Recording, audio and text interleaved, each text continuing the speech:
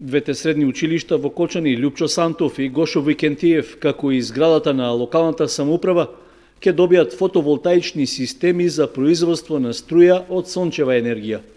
Средствата во висина од 2 милиона евра се обезбедени од Министерството за финансии преку проектот за подобрување на општинските услуги.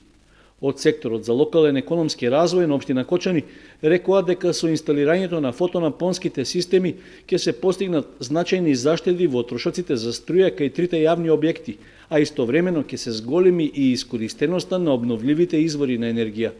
Веќе била избрана фирма што ќе ги испорача и монтира фотоволтаичните панели, а за што веќе се доставени потребните параметри за инсталација на системите.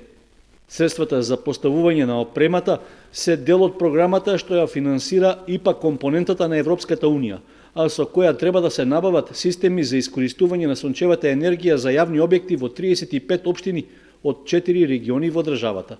Според најавите од изведувачот, поставувањето на системите треба да се реализира во период од 3 месеци, а објектите на средните училишта и на општината се први од јавниот сектор во Кочани кои ќе добијат алтернативен и обновлив извор на електрична енергија.